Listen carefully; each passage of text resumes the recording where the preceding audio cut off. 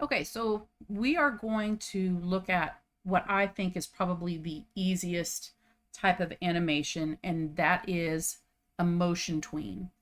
And basically, if you look at the timeline, it is on one layer. I have a circle, a ball, if you will. And as I move the scrub head, that's what this is called, and scrub along the timeline, you can see that there is a solid dot there, solid black dot. There's another solid black dot there when the ball hits the ground. And there's a third solid black dot as it reaches back up to the top. Those solid black dots are called keyframes. And a keyframe is what Animate needs every time something changes. Everything else down here in the timeline, all of these rectangles, and I know you can't see it in here very well, but there's rectangles back there. They're associated with a number. They are frames, not a keyframe, just a frame.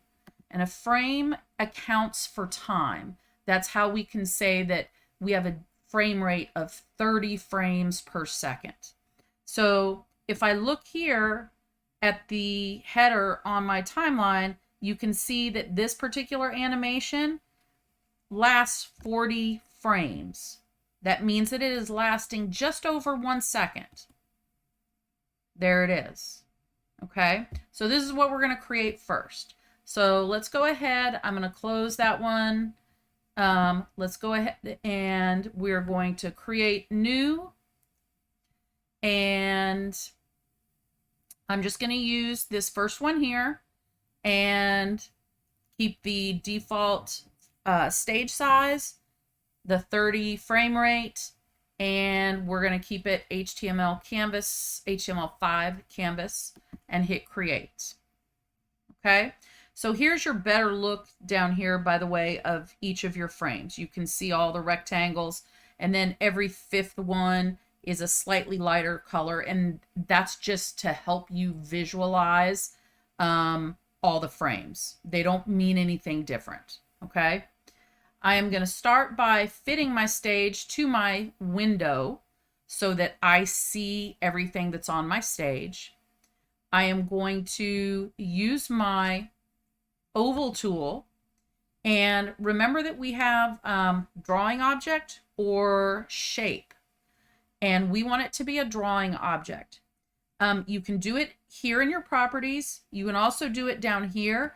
And I want to point out that when this little square is light, that means it's a drawing object. When it is dark, that means it's a shape. So I'm going to click on it to make it a drawing object. I am using a gradient. Remember, there's some pre-formatted gradients down there at the bottom. And I'm going to hold down Shift, and I am going to make a circle. There is my drawing object. So when we animate, we have to use symbols for our animations. So, and it's also part of why we want to make symbols is when you make a symbol, you can reuse it without causing your file size to get bigger. Okay, so if we wanted to put 1,000 bouncing balls on here and use the same symbol, it would work pretty easily. But if we made 1,000 ball symbols, then we've got a big file. So we're going to go to the modify menu and convert to symbol. There is a keyboard shortcut, and that is the F8 key. That should be at the top of your keyboard, not F and 8, F8. So I'm just going to call this ball. There are 3 types of symbols: movie clip, button, and graphic. For this one, we're going to use graphic, and you'll learn the difference between all of them. And then we have this little box here, which allows us to change the registration point. This is important, especially if we do some sort of rotation on a symbol. We're not rotating anything, but I'm going to go ahead and put it on the center registration point and then click OK. you can actually see that center registration point now in your symbol. Then I'm going to right click on the symbol. Notice that you have a classic tween and a motion tween. We're just going to create a motion tween. And by default, it extends the motion tween, the length of it, to 1 full second. That's why it went out to 30 frames. So whatever your frame rate is, if you had 100 frames per second, it would have extended it out to 100. Okay? Typically, things fall faster than they rise. So it's going to take less time for this ball to get to the ground than it is for it to go up and off the stage. So I'm going to go ahead and position my scrub head over frame 20.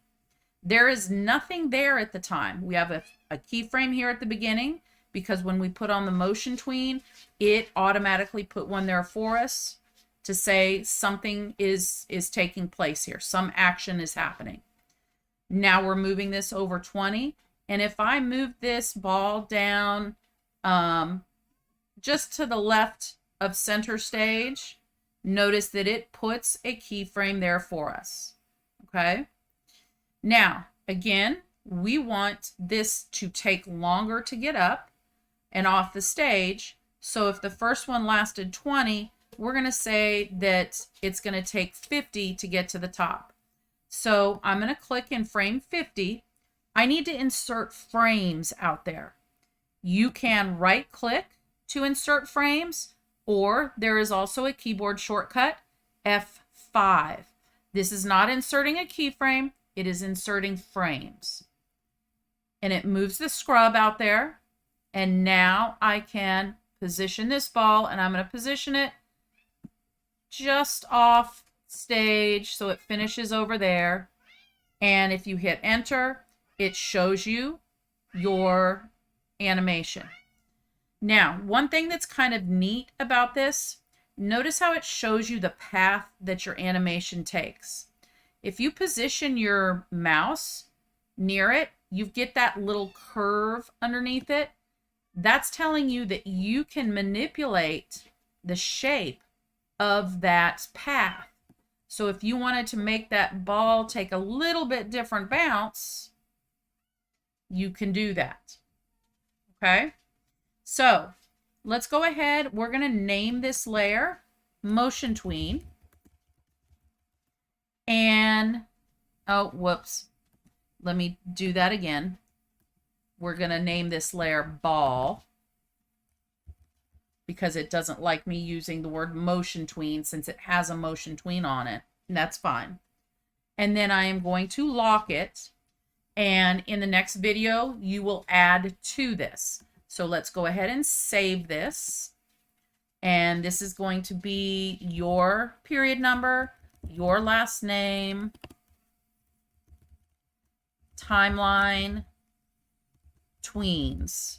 And remember, it saves it as a flash file so that you can come back and edit it at a later time.